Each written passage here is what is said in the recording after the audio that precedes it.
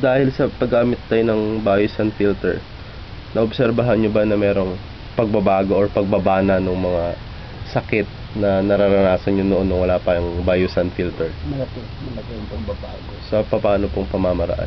Yung masabi ko nga, halos hindi na kami nag-sacrifice ng mga amoy ba. Tapos medyo pati yung mga skin diseases namin halos hindi na masyado nagatubo. So dati po nung wala pang biosan filter, may nagkakaroon ng skin disease at saka mga parasites o mga helminthes, mga amoeba na yan. Pero dati lang sa noon, medyo siguro sa resistance namin, halos mag-sacrifice man din kami ng mga sakit na yon, pero medyo matagalan. Hindi gaya ngayon na halos ganito na ang ginagamit namin. Once na iinom kami ng tubig na hindi galing sa kwan, talagang maramdaman namin talaga na iba na magkakasakit ang tiyan. Kaya hindi ako nag-inom-inom sa ibang walang balusan. Dati po ba bumibili kayo ng dicyclovirin, yung mga gamot sa tiyan? Ngayon po, ano po yung sinasabi ng binibilhan nyo ng gamot? Yung ang reklamo medyo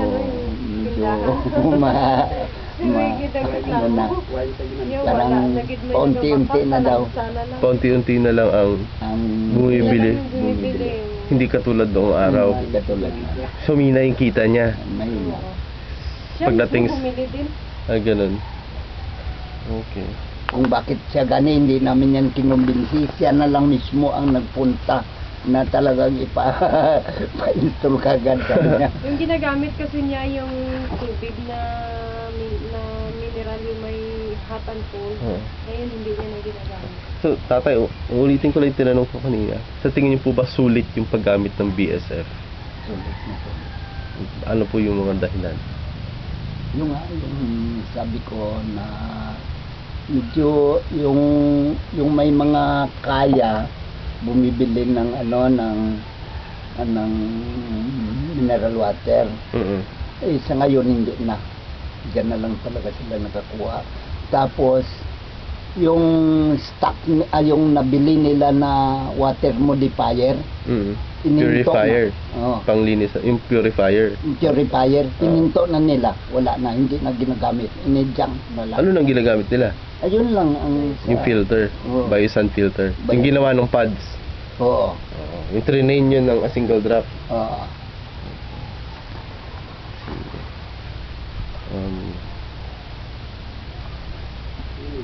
Dati po magkano yung ginagastos? Ano po ba yung mga sinasabi niyo sakit kanina? Ano ba yung sa pamilya niyo po? Dati nung wala pang pads, may maraming nagkakasakit ng mga sakit sa tiyan. Oo. Amoeba. Amoeba. Yung amoeba po ba, before magkaroon ng training dito yung tungkol sa pads, gaano kadalas nagkakaroon ng amoeba yung mga tao? Yung pamilya nyo po? Lalo na kung mag-ulan-ulan. Oo. Ayun. Gaano po kadalas umuulan dati dito? Minsan ba sa isang linggo? O sa isang buwan, mga ilang beses umuulan? Kung tag-ulan, minsan gani maghalos mag-continuous sa isang linggo. Isang linggo po tuloy-tuloy na ulan. Ano po bang mas mahaba dito, tag-araw or tag-ulan? Tag-ulan. Tag-ulan. So sa isang taon po, mga ilang buwan ilang porsyento yung tag-ulan?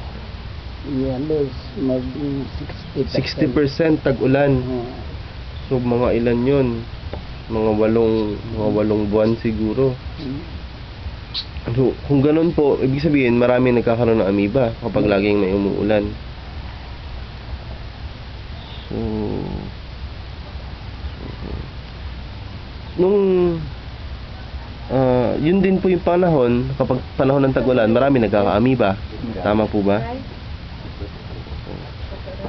Nung after ng pads, nung naturuan na kayo, na-train na kayo tungkol sa water, sanitation at saka hygiene, may pagbabago po ba sa dami na nagkakasakit sa pamilya nyo? Nung meron ng biosan filter, alam nyo na yung tungkol sa kalinisan, tungkol sa tubig at saka sanitasyon, nabawasan din po ba? May epekto po ba yun dun sa mga pagkakasakit na naranasan nyo nung wala pa yung training? Malaking Okay. Pwede niyo po bang ipaliwanag sa akin tayo ano yung mga epekto na magandang naitulong ng training sa inyo? yung naitulong talaga sa amin na medyo malaki ang epekto, nakabawas-bawas kami ng gamot. Mhm. Tapos Malaking po bang tulong 'yon sa bulsa natin na nakatipid malaki. tayo ng gamot? at saka yung pag-inom mo parang fluent Oo. na medyo maraming mainom mo, Mm. di siyempre malaking tulong sa katawan Sa mo. katawan. Tama.